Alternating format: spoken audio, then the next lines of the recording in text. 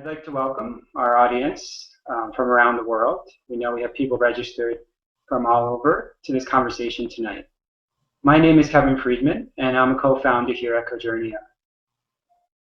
This conversation was really inspired by three organizations, unique organizations, that wanted to create an honest conversation around the intense pressures in the startup world. The three organizations that are sponsoring this conversation tonight are Cojourneo, the Center for Courage and Renewal, and Naropa University. We couldn't imagine two better people in the world to lead this conversation than our speakers tonight, Jerry Colonna and Parker Palmer. Among many things, Jerry is a life coach, chairman of Naropa University, lover of the startup world and entrepreneurs, and a former venture capitalist. Parker is a best-selling author, speaker, activist, and founder of the Center for Courage and Renewal. Without further delay, I'd like to invite Jerry to begin our conversation tonight. Thanks, Kevin, and thanks everybody else at the Center for Courage and Renewal, Naropa, and Cojourneo, and thank you, Parker. It's a delight to have your smiling face on my screen and to be in dialogue with you tonight. Great to be with you, Jerry. Thank you. As you know, as Kevin mentioned, this is really part of an ongoing dialogue about the pressures, as he put it, the startup life, but perhaps even more broadly about the pressures of our relationship to work itself. I've been working now as a coach for a number of years, and there's and using your books, stealing liberally from your ideas, as we talked about the other day. But part of what's clear to me is that there's something that happens to us in this process of trying to live out our vocation.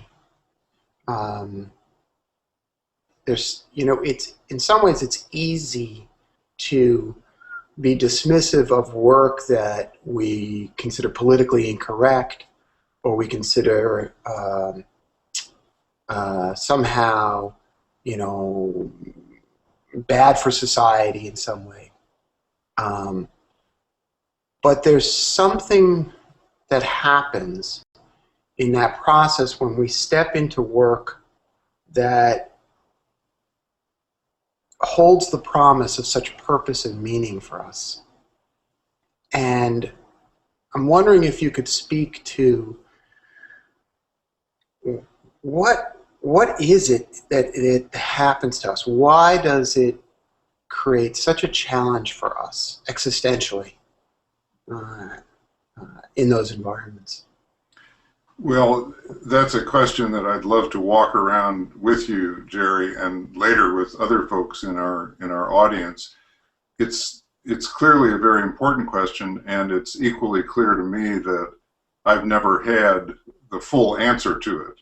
If I had the full answer to it, I wouldn't have gotten into the kinds of trouble I've gotten in my life.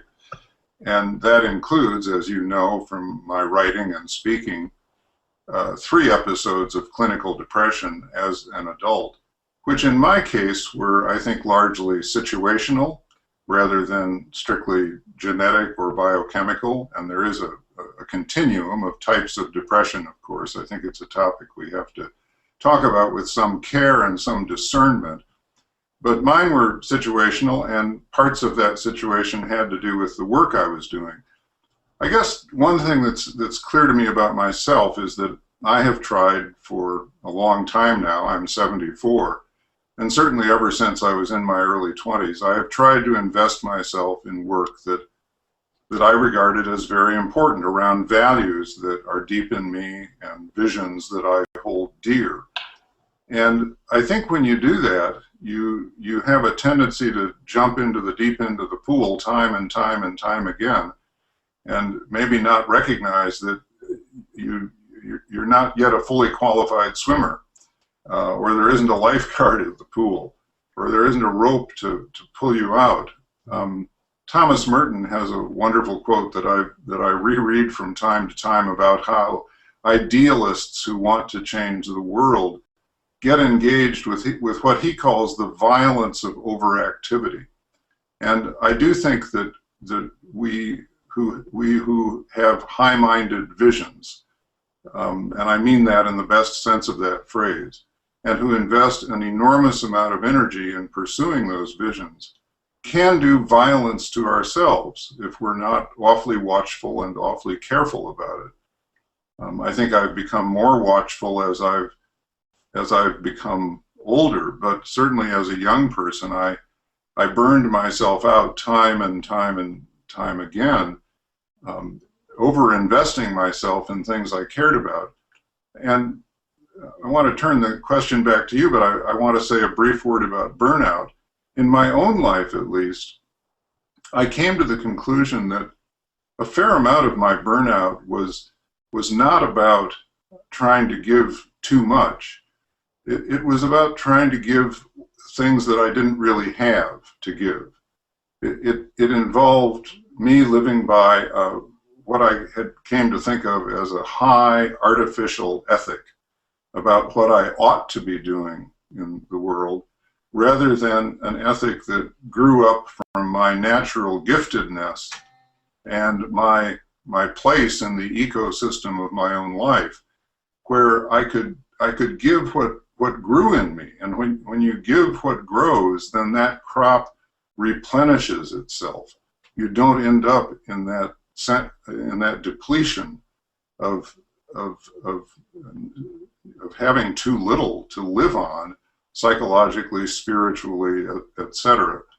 So it's a tricky question, because you know, one doesn't want to hold back.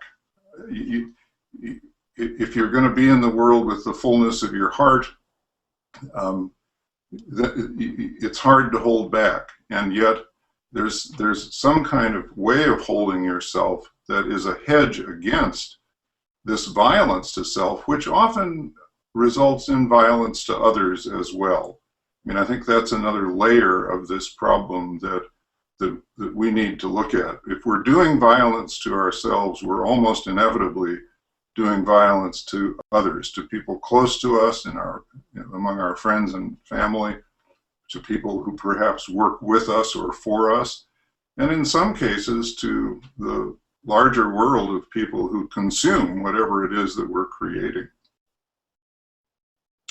You know, I'm really struck by so much of what you said, and this notion of the violence of overactivity. I'm acutely aware of, because people come into my office and will cry about the violence to self. And sometimes they talk about the violence that's being done to them by the organization, as if it's this sort of externalized beast.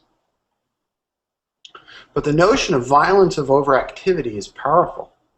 And what occurs to me is that there must be something behind the drive towards overactivity.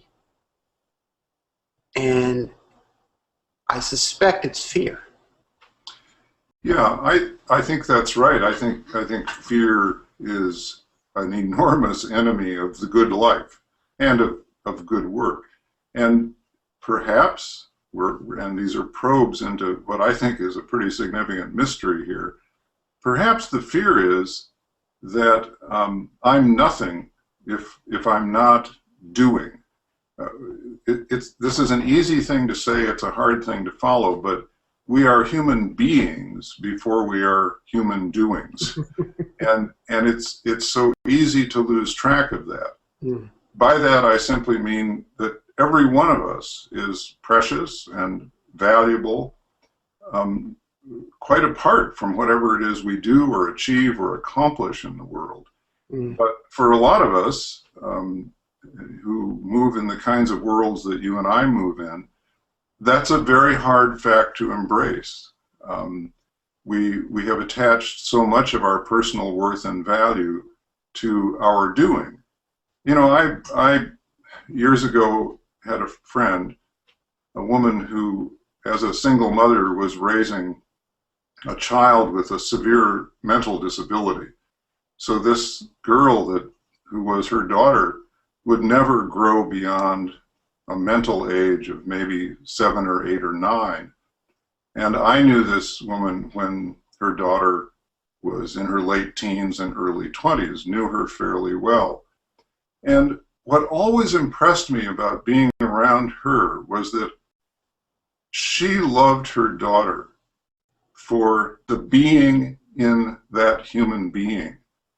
She loved with a passion and a devotion and a constancy a young woman who would never achieve anything that most of us regard as the marks of success or worthwhileness. This woman had to live a double life. There were so many things her daughter couldn't do for herself that this woman had to do for her. She not only had to feed herself, she had to feed her daughter, et cetera, et cetera, et cetera. And when I was in her presence, I thought, what a gift she's giving me, you know, not measuring me in terms of what degrees I have or what honors I've won or what achievements I've made in the world, but I could palpably feel her relating to the being in me just as she related to the being in her daughter. I carry that memory with me, you know, wishing that I could extend that gift to other people and wishing also that I could give it more fully to myself. So I think maybe that the fear is, in some ways, a fear of annihilation. I'm nobody and I'm nothing if I'm not out there doing. And I think what's interesting about, interesting is a mild word, what's terrifying about depression, which is so often associated with this syndrome and is part of what brought you and me together in terms of a shared experience and a concern for what's going on in the world of high-tech venture capitalism right now. What's interesting about depression is that it's a sort of enactment of that fear of annihilation, because right at the heart of the experience of clinical depression is a sense that the self has been snuffed out. Wiped away. You just don't exist anymore. Self-annihilation is a pretty accurate phrase for how clinical depression feels in its depths, as if there was some sort of drive to step right into the middle of that fear and prove to yourself. I don't mean that in a rational way, but in some unconscious way, prove to yourself that you're really not worth anything. You know, you're bringing up the notion of annihilation recalls to mind some of the work I've read of D.W. Winnicott. And Winnicott, early child psychologist, really a pioneer in the field of child psychology, spoke about the fear of annihilation is actually greater than the fear of death. Mm-hmm. Because implicit in annihilation is the notion that you have never existed at all. Mm-hmm. And I think that your larger point about the enactment of it, of that worst nightmare coming true, when we sort of find ourselves tumbling down into that depression. You know, as you know, I've also, and as I wrote about recently in a blog post, you know, I've also had my relationship with that aspect of who I am, and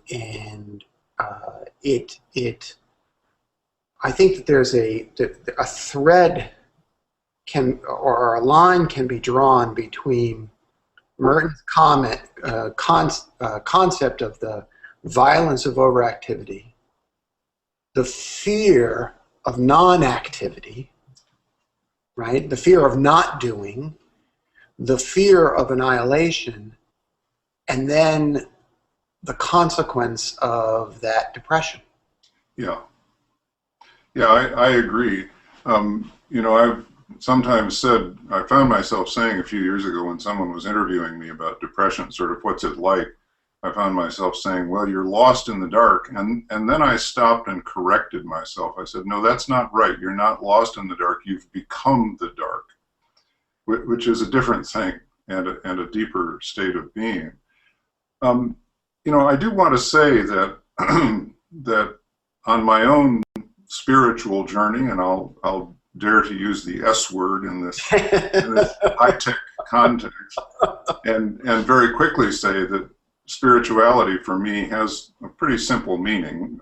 My definition of it is that spirituality is any way you respond to the eternal human yearning to be connected with something larger than your own ego, which is a very lonely place to be.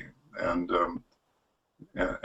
we can talk more about that definition later. But on my own spiritual journey, I have to say that in retrospect, having survived becoming the dark, some of the deepest spiritual lessons of my life were those learned in the dark. Theodore Retke, the poet, both you and I turn to poetry from time to time for nurture. Theodore Retke has this great line, in a dark time the eye begins to see. Mm-hmm. And I think it was in that darkness that I had become, that I began to see some things about myself that I hadn't seen before and that I'm not sure that I could see any other way. I mean, there's a great mystery here as to how one survives long enough to see anything at all. As I wrote in a book called Let Your Life Speak, people go around saying, I don't understand why so-and-so took his or her own life. And I made bold in that book to say what I still believe. I understand why they took their own life. They needed the rest. The depression, clinical depression, is utterly exhausting to the point of annihilation. The mystery to me, what I don't understand, is why some of us come through to some light on the other side and not only survive but thrive. And what the pearl of great price in the experience for me was getting perspective on some of the things I most valued about myself and holding them differently after depression than I did before. Let me give some examples. So prior to my depression, I had depended on 4 faculties, as many of us I think do. I depended on my intellect, which I spent a lot of time honing and training. I had depended on my emotions, I had depended on my will, and I had depended on my ego. That's a pretty conventional list of things we rely on. But in depression, each and every one of those things is utterly useless. Depression isn't a problem you can think your way out of. You can think your way into it, but you can't think your way out of it. Emotions are dead and gone. Depression is not a feeling of sadness, it's the terrifying knowledge that you can't feel anything at all. The will, it barely exists. I remember in depression keeping a little journal at the advice of a therapist who said, just keep track of whatever minor gains you're able to make every day. So my journal entries, 2 or 3 of them a day, would be things like, I was able to get up at 11:15 this morning instead of 10:45. Now that's not the metric by which I normally measure my own achievement, but I learned something about, using a gentler metric on myself in that time, because my will was almost non-existent, and my ego, which I had depended on, as we've said, had been shattered. But what I discovered in depression was that way back in the thickets of my life, deep in the woods as it were, there was a little spark of primitive, original life, a drive to life that I could feel only very slightly every now and then, that I came to think of in my language as the soul, a faculty we don't talk much about. And the soul if it's a word that doesn't work for someone, it doesn't matter. It's a mystery for which no one has the name. You know, the Hasidic Jews call it the spark of the divine in every human being. Secular humanists call it identity and integrity. Buddhists call it big self or no self. Call it what you will, no one knows its name, but it's the being and human being.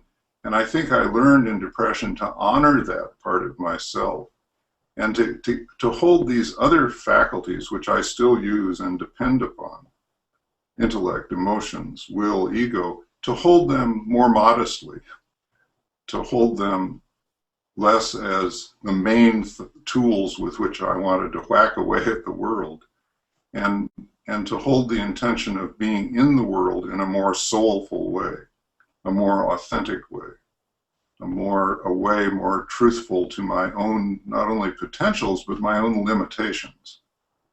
And I must say, Jerry, that as I age, and as I said, I'm now 74, I feel it more and more important to be in the world as I truly am, because I can't imagine a sadder way to die than to feel like I never showed up in the world as my true self. There seems to be, that was beautiful. That was really powerful. There seems to be a relationship between the impulse or the conflict between the doing and the being and being able to be your authentic self in the world. Not do your authentic self in the world. Right, exactly. Right? And, you know, to take it back to the technology startup world, and we've talked a little bit about this before, there is such a profound reliance on the intellect. There is such a profound belief. We were talking a little bit about our friend Brad Feld's recent postings and some of the comments looking for what feels as if a willful doing in response to the pressure. You know, take more vitamin D, which, by the way, is really great. Get more sunlight, which is really great. Get more exercise, which is really great. But there's a relationship, I think, between learning to accept being, learning to accept the authentic self, and learning not to rely so much on the doing as a pathway through this. I think that's very insightful. Yeah, we have so much in this culture that's about pull yourself up by your own bootstraps. Yeah. But in the depths of this thing, you don't have boots, let alone bootstraps. And that has to be recognized. You're forced back on something more primitive in the human self, more original, more spare, more wild, really. And to live from that place without the hubris that says, I can solve everything with my intellect, and then to fall into the despair of, well, why isn't it happening? Mm-hmm. You know, as you and I know, because we share this notion, we've talked about this. I've worked for a few years now with the notion that when you're doing anything important, you're standing and acting in what I call the tragic gap. Mm-hmm. So over here are the hard realities around us that really, really need to change. Over here is a vision of possibility, not a wish dream, but something we know to be possible because we've actually experienced it in life. So over here is a lot of greed, but over here we have experiences of people sharing out of their own abundance. But this is a tragic gap because it will ultimately never close. I mean, name me any great person that you admire, a Rosa Parks, a Nelson Mandela, a Dorothy Day, a Václav Havel, and these people have all lived and died ultimately, or will die, without having seen their dream fulfilled, without having seen that gap closed. And we somehow have to learn to walk with, well, I like to think of it as a combination of chutzpah and humility in that place. So the chutzpah to believe that we can make a difference, but the humility to know that the important thing is to keep on walking, and that we don't have leverage on the whole thing, and can hold our actions and our potentials more modestly without giving up on our dreams. See, I think that's very powerful. And, you know, in my work, working with so many entrepreneurs, the dream oftentimes includes manifesting an idea. And implicit in that is a kind of change the world idea. Right. And then behind that, and oftentimes it takes a few questions of why to get to the behind that, there's often a personal, you know, what I often refer to as the hole in the chest that they're trying to close. You know, prove those parents wrong, prove those parents right. Right. Create financial security to pay back the single mother who put them through school, right? It's almost never about greed in its purest form. And when I think of that tragic gap, what gives me a sense of resiliency is the Buddhist concept of non-attachment, right? Because, you know, it's pretty clear that attachment by itself is a huge source of suffering. You know, my sense of worth attached to that goal. Right. But equally challenging is detachment, which is a kind of annihilation, right? I don't care about anything.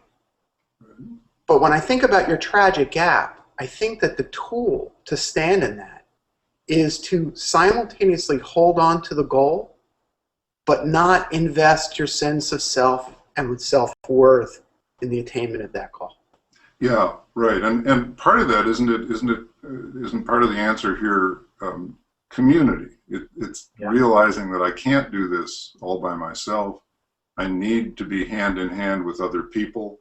I need to break through this American myth of radical individualism, and that the individual is the unit of accomplishment and measurement, and that, you know, there's even a generational dimension to this. I mean, one of the reasons I love working with your good crew at Cojourneo is I'm learning from a much younger generation. I mean, you're one generation younger than me, and then you're working with some terrific people who are one generation younger than you.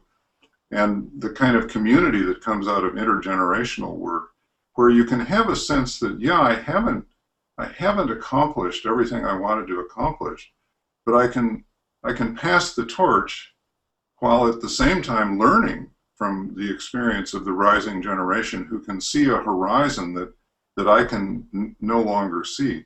So I'm saying this because I think you've said a very important thing, Jerry, when you talk about the need for some way to come at human suffering.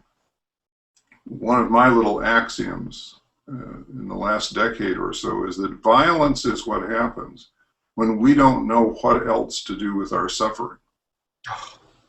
And I think that is true of nation states and of individuals and everything in between. I think it's about what happened in the wake of 9/11, and I think it's what happens to young people who have a great dream but haven't really been mentored in how to hold that dream in a way that gives life rather than invites death. Violence is what happens when we don't know what else to do with our suffering, but there are other things to do with our suffering. And the Buddhists certainly understand a whole lot of that, and there are a variety of ways in which to understand it. you know, the piece the word that has been occurring to me for the last few minutes is this notion of practice. Mm. I adore that word. Yeah. Practice as a goal unto itself, rather than the attainment of some sort of goal. Practice towards an end. Right. To me, it's the instruction manual for standing in the tragic gap. Mm. Right? Can we just be with practice? Mm-hmm. Practice of leading, the practice of being, the practice of being a CEO, the practice of starting some expression of deep self, and we call it this funky little company. Mm-hmm. Or the practice of standing in front of a group of students and never really ending up in a place where I've taught everything there is to teach, I've learned everything there is to learn, I'm done. Right. Yeah. No, that's beautiful. I mean, I think I just saw something about practice that I hadn't really seen before, that it's not about attaining a goal, but it's just about maintaining the practice. Yeah. Just being there and doing that. Yeah. It's if we can allow ourselves to just practice being at work,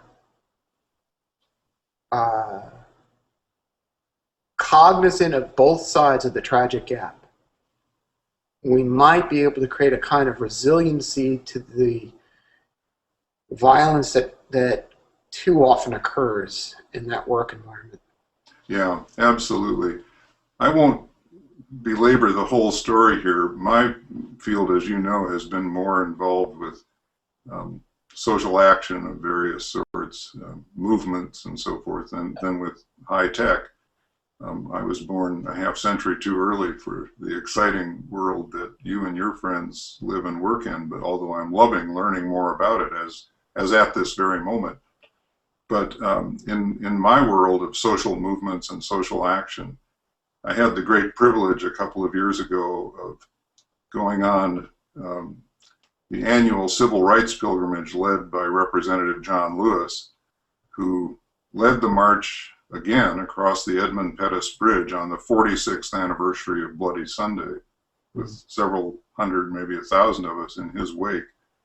Led it just as he had done back in 1965 as a 24-year-old head of the Student Nonviolent Coordinating Committee. And I had a chance during that 3-day pilgrimage to talk quite a bit with John Lewis, who has stood and acted in the tragic gap all of his adult life, and has practiced in just the way you're talking about. And I learned so much from him that's really, really hard to put into words about sustaining oneself.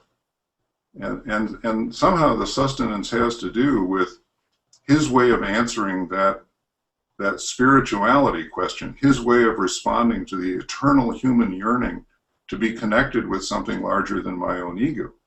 So the man has a huge sense of community. I would say it's almost cosmic. It's very diverse, it's very open, it's very evolutionary.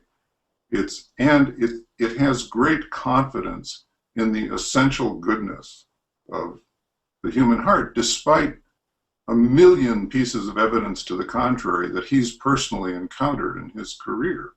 He still bears the scars of the beatings he took in 1965. And that has not stopped in his world. The beatings may not be physical so much anymore, but they're psychological. And yet he's a great model of standing and acting in the tragic gap, and just hanging out with someone like that is inspiring, and that combination of chutzpah and humility is, I think, what keeps carrying people like that through. Wow. Well, we could do this all night, but yeah, we could. I know that we've got a few people in our studio audience, and Dan, if we can turn on some of the the folks, or I guess Kevin is going to introduce a couple of the questioners. We've got, I think the strategy is we've got 4 folks who are going to put questions to us, and then we're going to start to respond to some of the submitted questions. Is that right, Kevin? That's correct. Actually, there's 3, and I'll just give everybody who's listening a brief rundown. So we're going to do 3 questions from the studio audience, and there's also, on the broadcast page, there's an opportunity to submit questions, and both Jerry and Parker have very, very graciously agreed to answer some of those questions offline, even after the event. So please leave us a question, or just leave us some of your thoughts, about this event. Really encourage you. Send all the hard questions to Parker. Yeah. Other way. Yeah. Yeah, I mean, and as Jerry said, the goal was really, with this event, was really to just start a conversation. So use that page to, help start the conversation, and we'll follow up with you and, let you know about future conversations. So with that said, I want to introduce our first studio audience member. His name's Waldemar. And hi, Waldemar.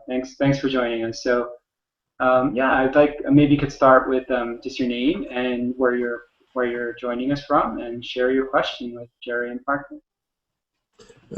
Hi, I'm Waldemar. I'm in Warsaw, in Poland, Europe, and I had an opportunity to meet Jerry in Warsaw and ask him one question. It was during a meeting with young entrepreneurs, and the question was, what is a single thing which stops entrepreneurs from succeeding?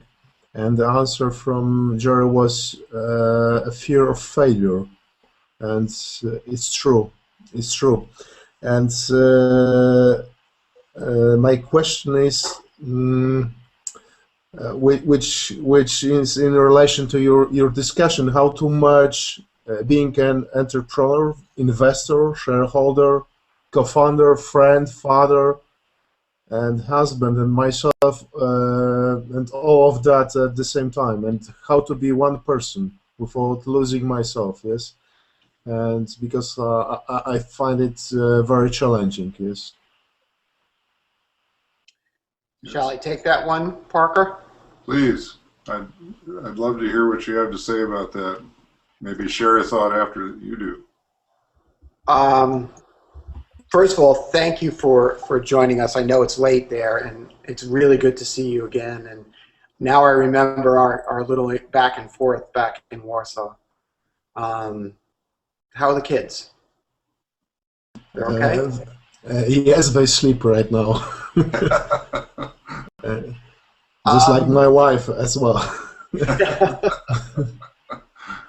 And it's midnight, and you're on the computer again, right? First, I would elaborate a little bit on the fear of failure.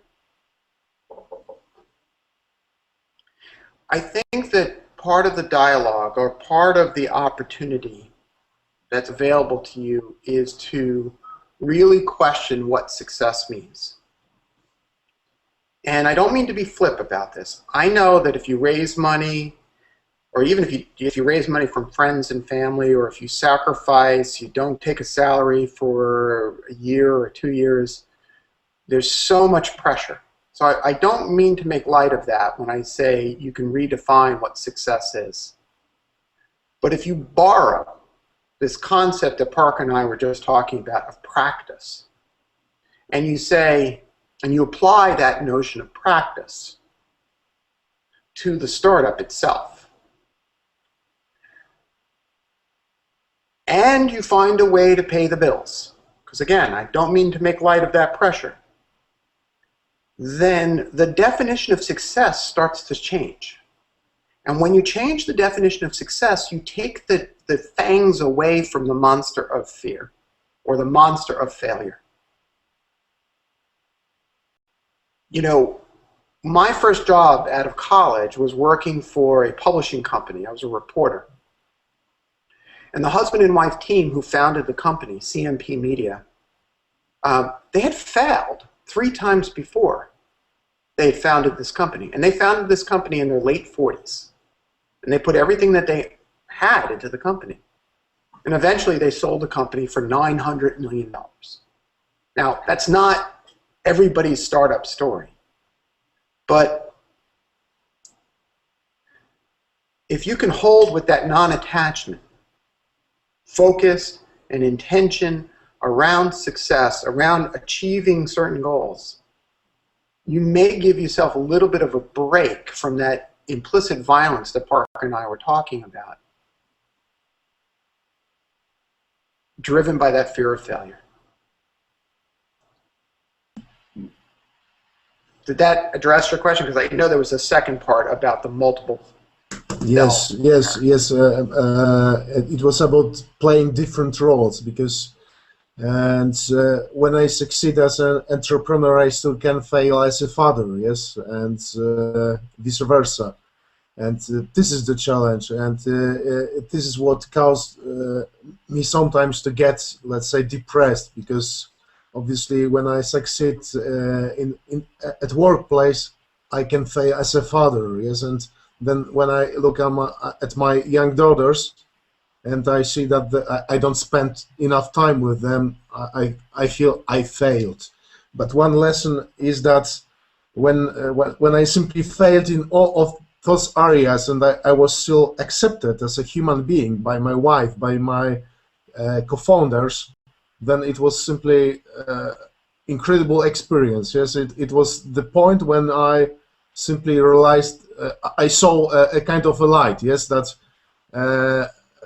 I'm not alone. I failed in all areas, in every single area in some way, and still I was accepted by my wife, by my kids, and it was simply incredible. And this notion of practice, I realized that simply when I simply practice what I should, or not should, what I not should let myself practice, and things will happen. Yes, and then there is no fear, no fear of failure, because I accept myself to fail, and also other people accept that I fail, and I'm still myself. And yes, great. I think that's a beautiful. You've just given a beautiful answer to a part of your own question, and I would say that the answer that you've given has to do with this word community that we were discussing earlier, and the healing power of community. I think, when I was struggling with clinical depression, there was one simple phrase I needed to hear from the people with whom I shared this terrible struggle, and that was, welcome to the human race. Welcome to the human race. We're all in this together. And this experience, while isolating, it does not set you apart. It actually joins you closer to us, to the human condition. And to have people in your life who sort of automatically give you that gift of unconditional love, and who say the failure or the success doesn't define you, and doesn't drive or diminish our love for you. And in an interesting way, failure and success are equally toxic. When we're not living by our best lights.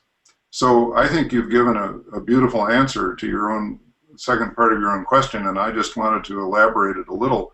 And I'm going to add one more word. I think that this very important question you've asked about the multiple roles we play, and sort of how we hold ourselves together in those multiple roles.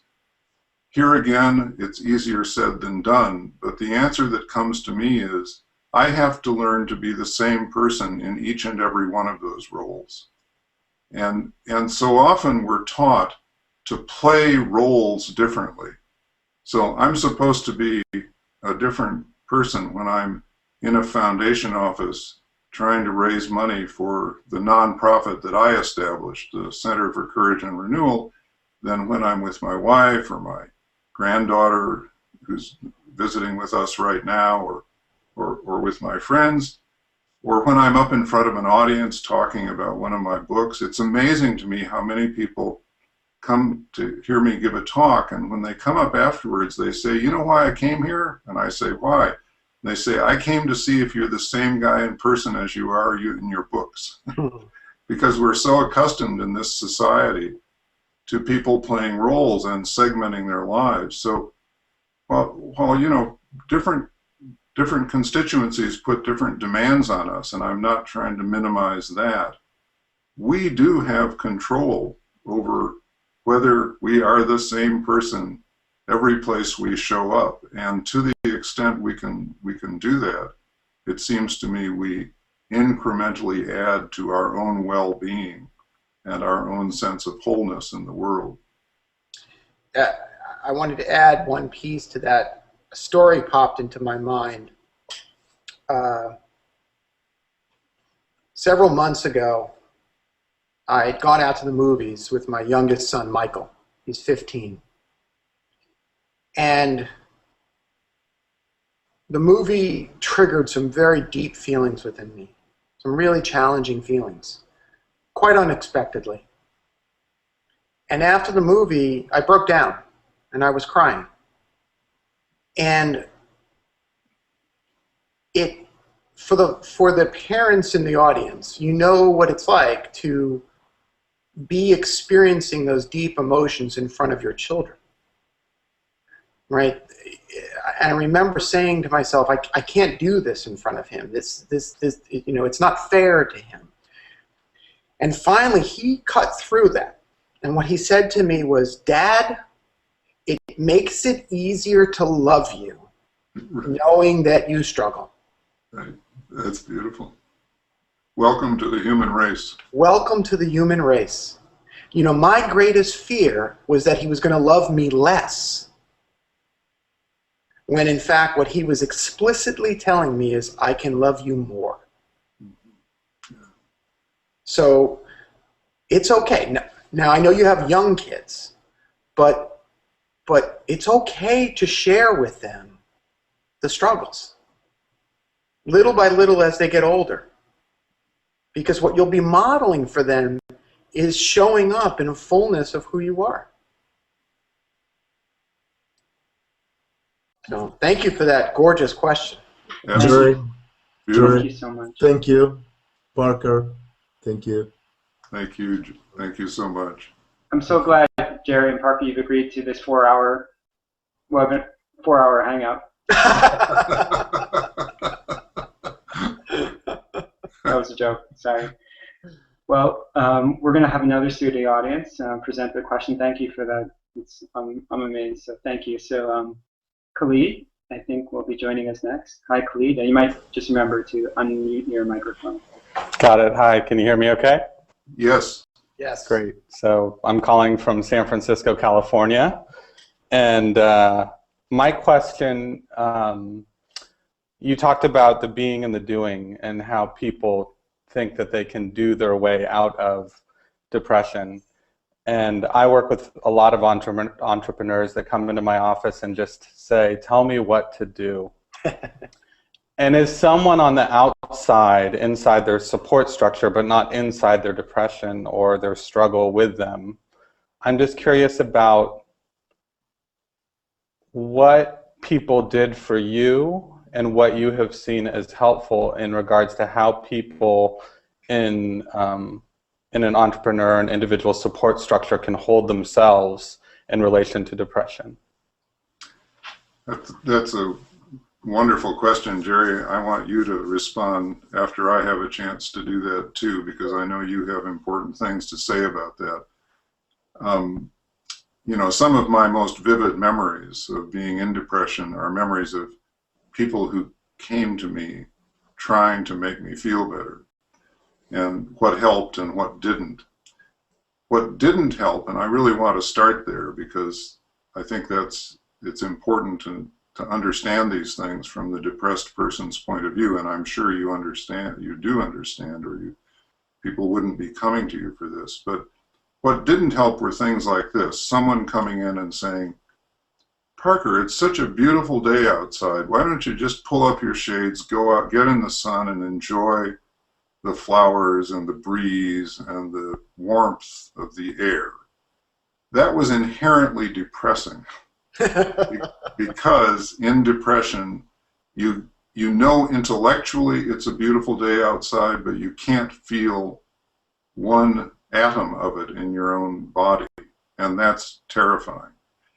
Equally unhelpful were the people who came and said, but Parker, you've written such wonderful books and you've been so helpful to so many people. Surely you realize that you're a really good person. Why would you be so down on yourself?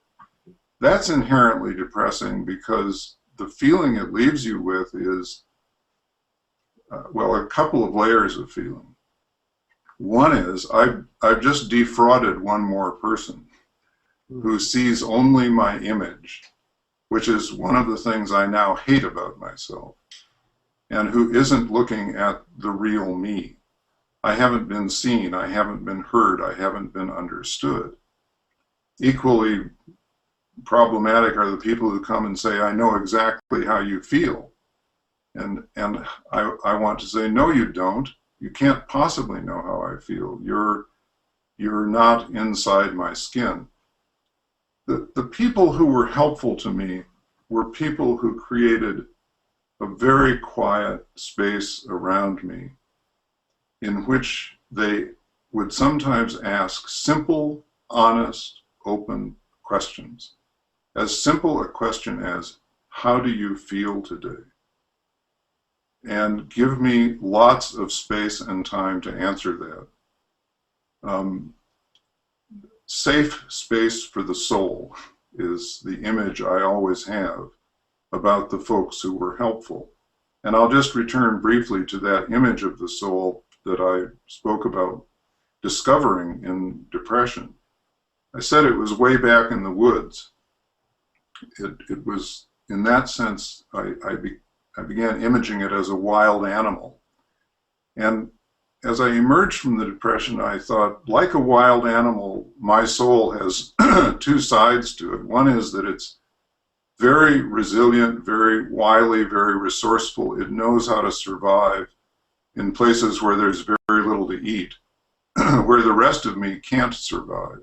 But this wild, primitive thing does survive. So it's like a wild animal that way.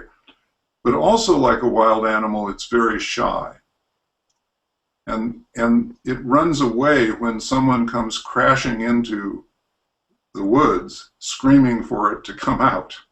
You know, show up, Parker, show up in your strength, show up in your fullness, show up with the self we know you are. That wild animal comes out when somebody's willing to walk into the forest, the dark forest of my life at that time, sit quietly at the base of a tree, breathe with the earth, and just wait for it to put in an appearance, and then quietly relate to it any way they can, helping me to honor that primitive life in myself because they're honoring it, and they're seeing the spark. And I think it's the quietude and the asking of those honest, open questions. Honest, open questions turn out to be really a high art. I'd like to say, for example, have you thought about seeing a therapist is not an honest, open question, right?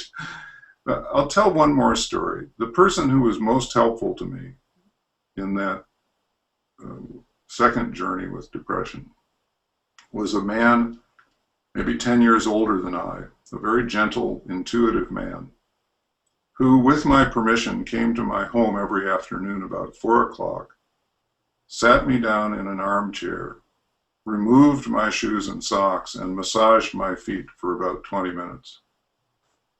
He hardly ever said anything. He was a friend. He asked permission. I gave permission. He somehow intuitively found the only place in my body where I could still feel connected to another human being, because your body goes dead at the depths of this experience. And he gave me a lifeline. He would occasionally say, I feel your struggle today, but no more than that. Or I feel you getting a little stronger, but no more than that. Now, I'm not suggesting that massaging a person's foot is appropriate or possible in every situation. Although I have had therapists who read the chapter in the book that I wrote about that say, I've been doing that with a few patients and it's had amazing impact. What I am saying is that it offers a metaphor. That little story offers a parable or a metaphor of a way of being with a person. One final word. What you really become aware of in depression is that a lot of the people who come to you are frightened of you, as if you had an infectious disease. So a non-anxious presence is the most precious thing in the world.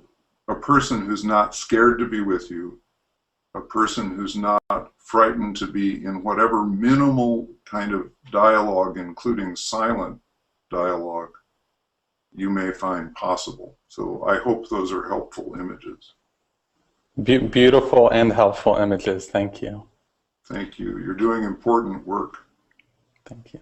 I can't add too much to that other than to tell the quick story of perhaps the most or the worst response I ever got in depression when I was struggling. And that was, when are you going to be done with this? And it was so bad that my only response, which actually was a good response, was June 14th. Maybe around 4 o'clock in the afternoon.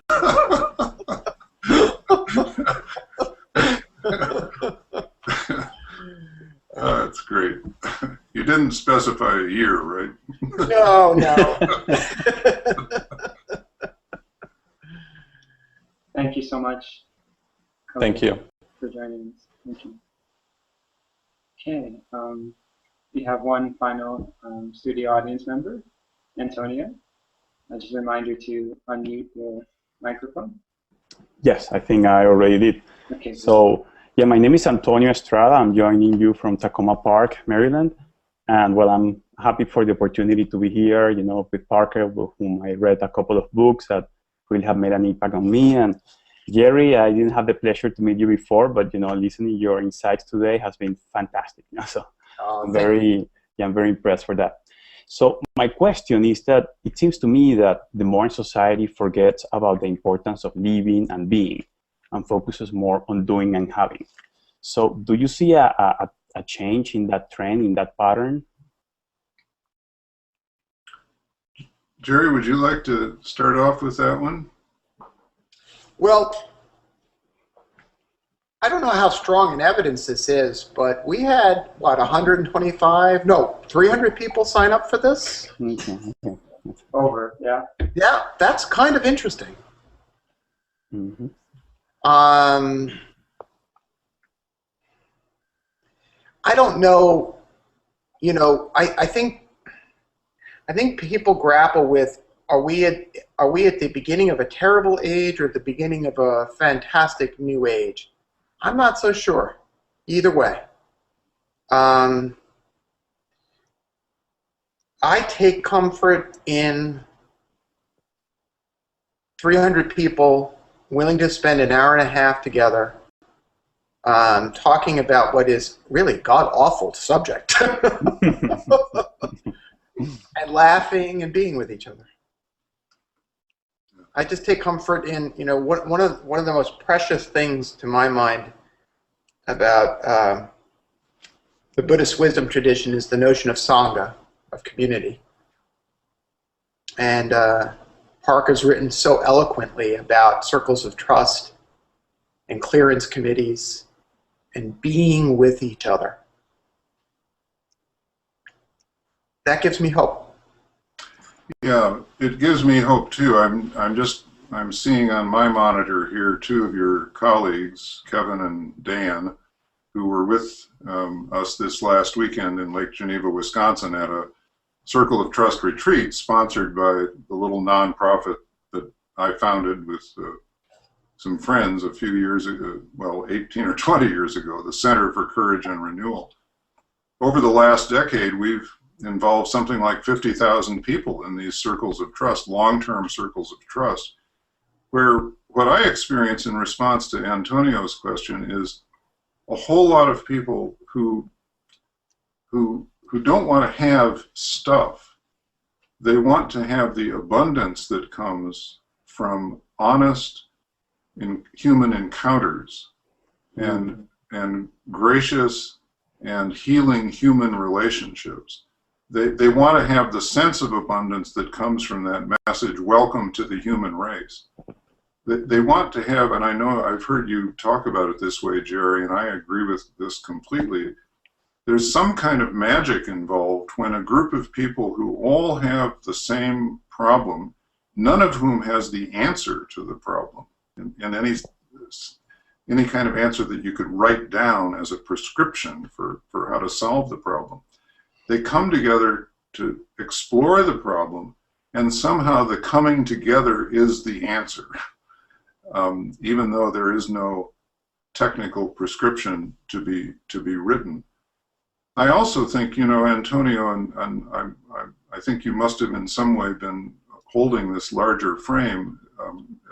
For some reason, your words suggested it to me. I mean, we live in a society which is being compelled to give up its mythology of infinite economic growth so that we can always have more and there will always be more to have.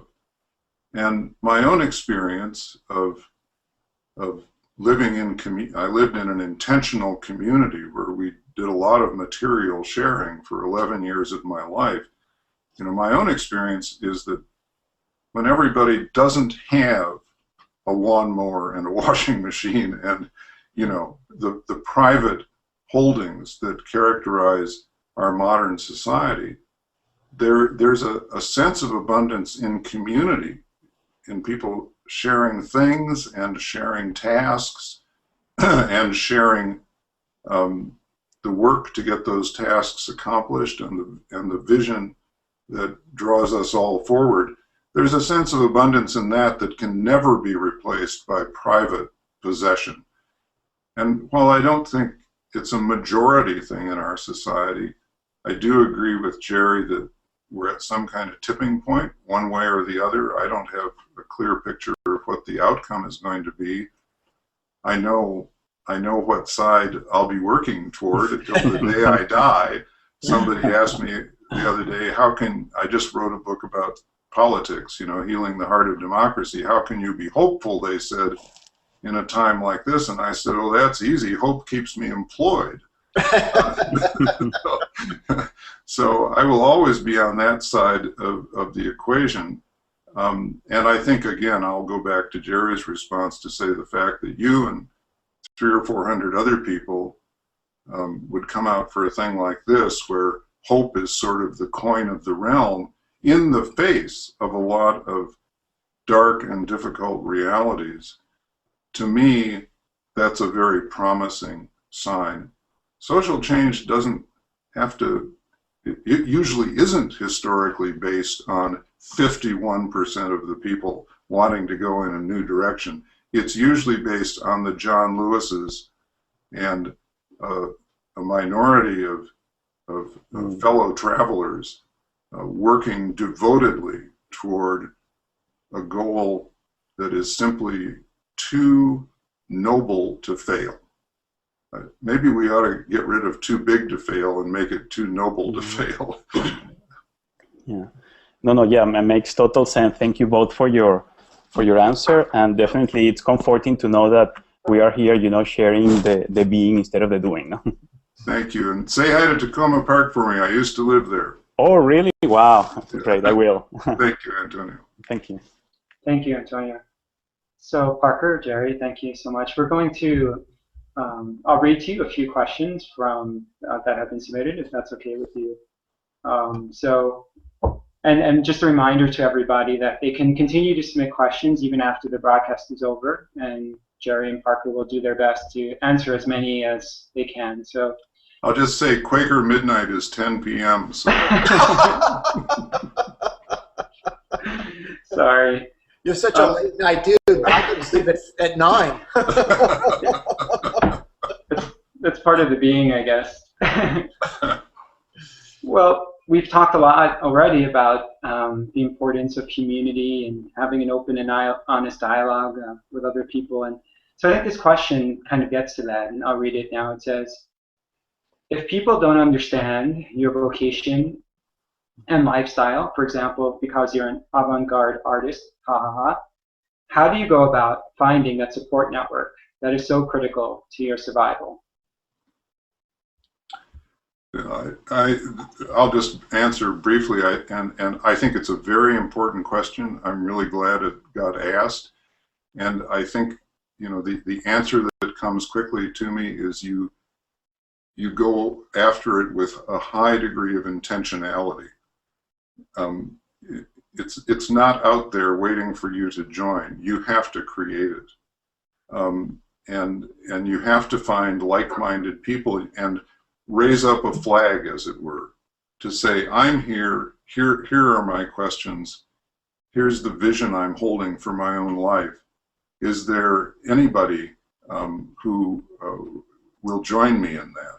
But as a person who's been involved in various reform efforts for a long time, for example, the reform of higher education, I have often had the experience of going to give a series of talks on a campus, and after the first talk, an audience of 300 or 400 people, one person comes up to me and says, I agree with everything you said tonight about the new direction higher ed ought to take, but I'm the only person here in this university who does, which really makes you feel at home.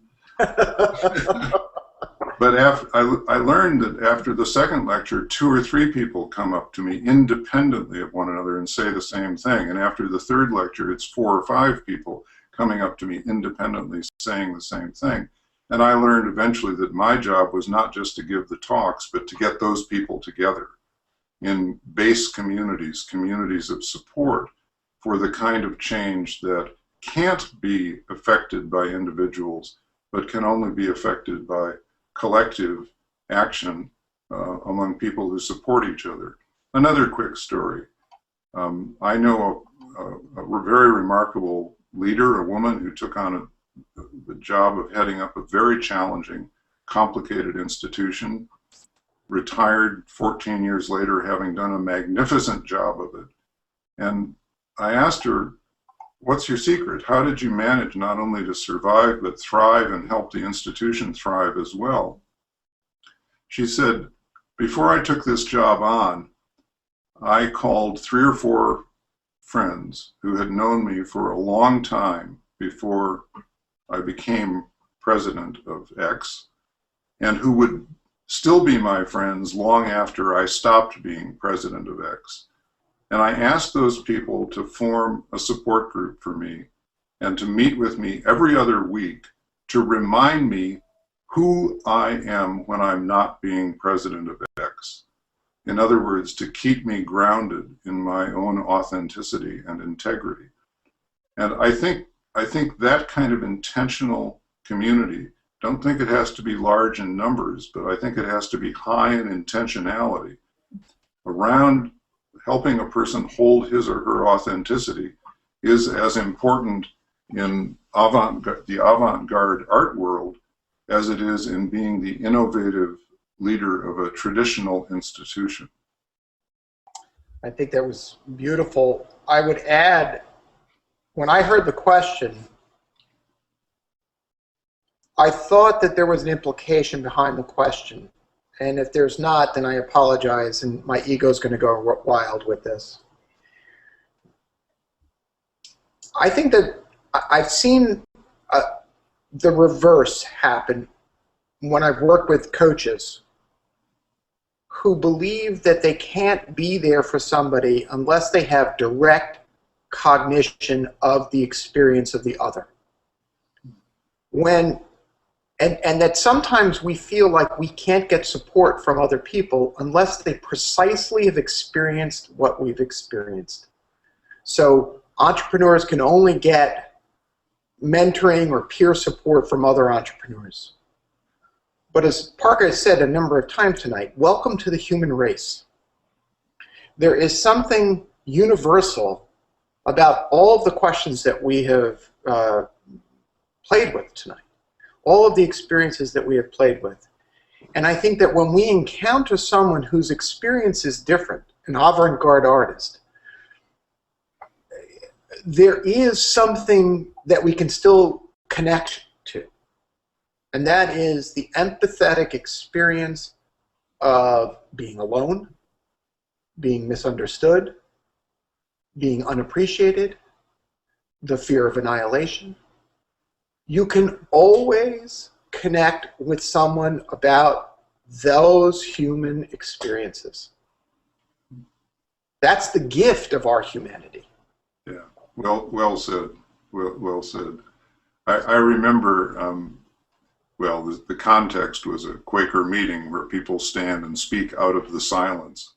And this woman stood and spoke, and she said, you know, we're always trying to connect by reaching for the most abstract language possible, but that's so stratospheric that nothing human can happen up there. She says the way we connect is by each of us digging as deep as we can into the well of our own lives and experience and hitting the aquifer that feeds all the wells.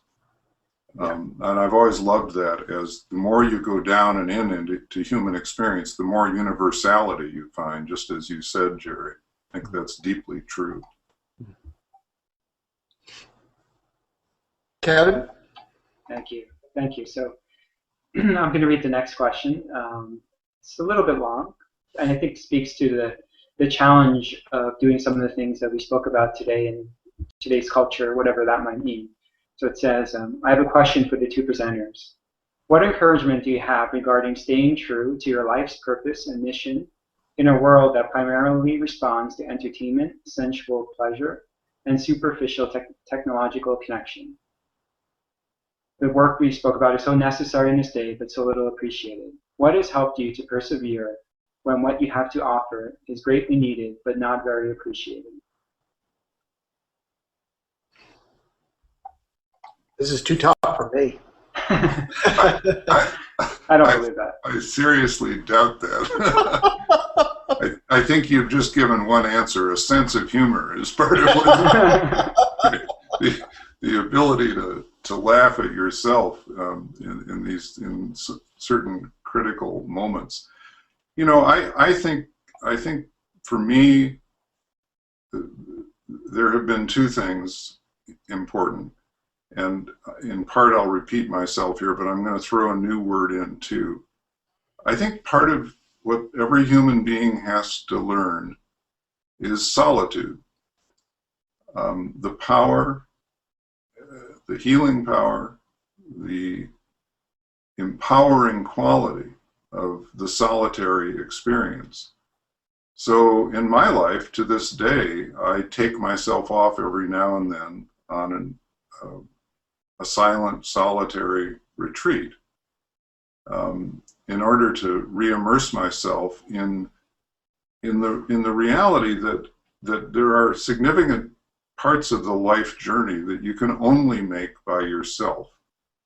And at age 74, as most people, if they're lucky enough to get into their 70s, understand, your thoughts turn more and more towards that final stage of life where you're going to take a journey called dying that you can only take yourself. And preparation for that is, I think, an awfully critical part of the ongoing human journey. So the richness, part of the richness of solitude for me is learning over time, slowly, often painfully, that I have within myself a capacity for self-affirmation or for self-blessing that can be at work even when no one around me is offering those things, when I'm doing a work that is not valued and that makes me feel lonely.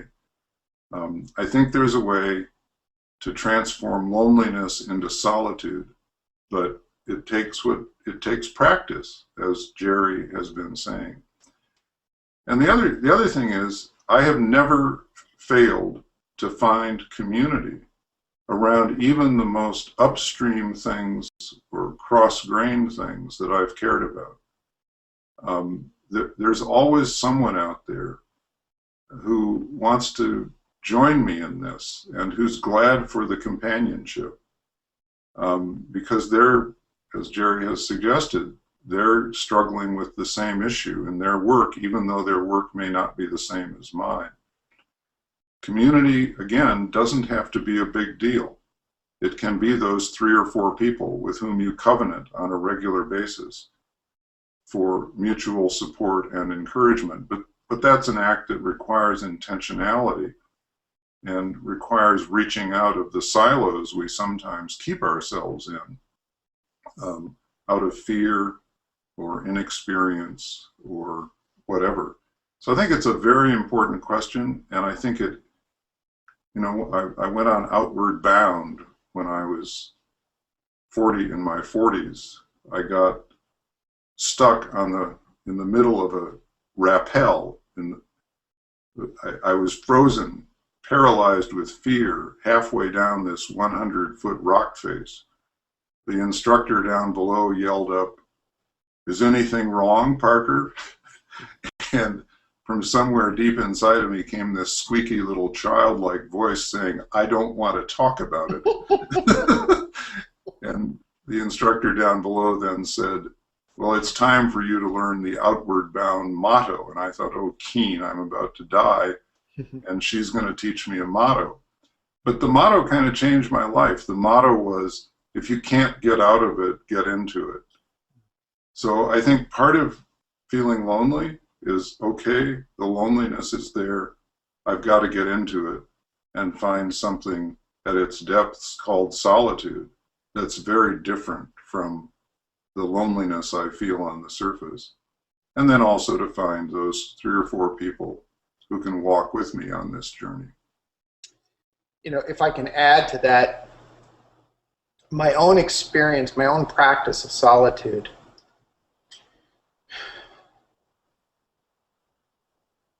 has given me a resiliency that's enabled me to stay connected to the things that matter most, which then, ironically, enables me to be in community. Because one of the dangers of community is that we actually get lost. And so how do you show up? And I think the practice of being in solitude creates that resiliency. And if I can read a quote, one of my favorite quotes on this is from Joseph Campbell in The Power of Myth.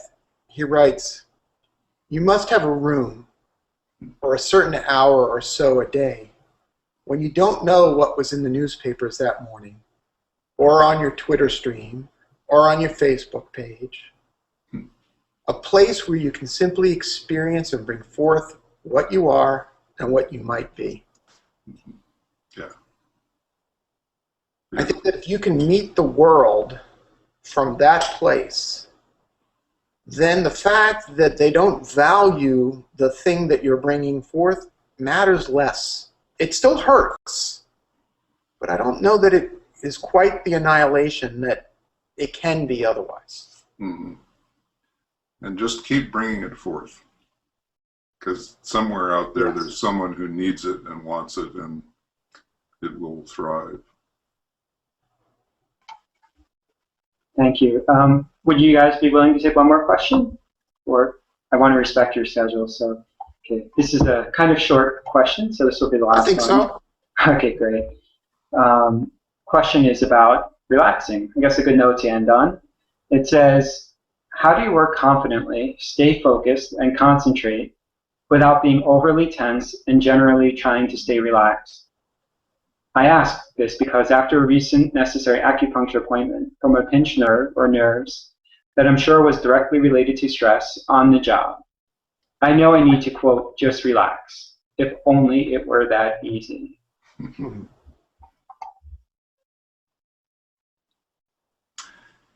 Yeah, that's, boy, I understand that question. I think that could probably be said about a lot of the things we've touched on tonight, if only it were that easy, as easy as saying it, and we all know it. We all know it isn't.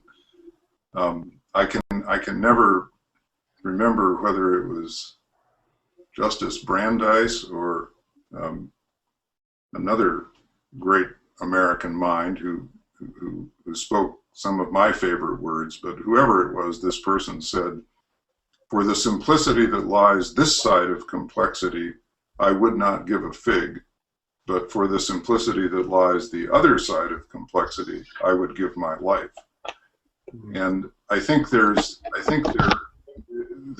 in these things we're saying a kind of simplicity on this side of complexity that isn't worth a whole lot until you practice, practice, practice, live into it, live into it, live into it. Sometimes just keep slamming up against the wall until you get knocked down so often that you find there's a way to crawl under that wall and get to the other side, at which point everything becomes simple again. So I don't know of any route towards relaxation, and I wrestle with this to this day, except first of all to become more aware of the signs of tension in myself, in my body, in my mind, in my soul. I told a friend today, I just need to get offline and, as it were, out of town for a while, out of my office for a while, in order to recover my mojo. And so I canceled a couple of telephone appointments later this week to open up some time on a calendar that had started to look pretty death-dealing to me. So learning to get ahead of the train wreck by recognizing these signs of potential exhaustion or burnout, and then having the chutzpah, I guess it's the humility to recognize it and the chutzpah to do something about it, and so that you know that, and I think the word competence was in that question, so that you know you can come back to your work offering it your best self. We can't be competent in a state of burnout or exhaustion or tension. And exercising our competence to the point where we do, again, what Merton called the violence of overactivity, is clearly an exercise in self-defeat. So I guess that's the best I can do with one, except to say to the questioner, welcome to the human race. That was beautiful. I would just add that the practice, I think that the practice of noting the tension as it starts to arise, you know, there was a phrase that I learned from a wonderful teacher named Mickey Cashton. Mickey runs Bay NVC, the local chapter of nonviolent communications. And she would often write an email or say to people, "I'm out of capacity." I like that phrase, right? When you're feeling the need to relax, chances are you've been out of capacity for longer than is healthy. Right. And so the practice, I think, is noting when you're approaching zero in capacity. And as you did, Parker, clear your agenda. Say no. Say no to things, say no to people, say no to anything that is just too much. And if you're skillful about it, you can even anticipate points in the week. You know what? Friday night, I'm going to feel tired. So that's not a good time to make plans to go to the movies. Right, right. I give you a quick example that you guys know about. I have an auto reply on my email that I put up a few months ago as I'm at an age where you continue to deal with this collision course between aging and vocation. These are not only things that afflict young people who are overexerting themselves as they build careers. These are things that afflict people my age who are experiencing the declining energies of age while their vocations continue to move at rather rapid trajectory. So I put this email up and I said, in effect, I said, you know, I'm really sorry about this because I've always prided myself on answering my own email personally, in case by case, without a staff to help me or anything, but I just can't do that anymore. I hope you'll understand. So if you're writing me about any of the following 10 things, and I literally developed a list, and you don't hear from me within a week, it means I can't do it. I'm sorry I have to respond in this mechanical way, but I need, and I'm quoting now from my friend, singer-songwriter Carrie Newcomer, I need to start moving at the speed of the soul and not any faster than that. And it's been amazing to me the number of people who've written back and said, thank you so much for doing something that I need to do in my own life, which I think is another takeaway lesson from swimming upstream. You find folks who will thank you for, however imperfect, offering a model of how that might be done. Welcome to the human race. That's the title of our talk. Oh, I should also tell you the title of my new book. I've been trying to think about this business of aging and dying, and thinking I need to write a book about it. And of course, that book has already been written 100,000 times, so it's a little sort of a discouraging task. But I came up with a good title, and I may just put the title on a blank set of pages, and I think it'll jump off the shelves if I can find a publisher. The title is "Forgetting You're Going to Die is a Fatal Mistake."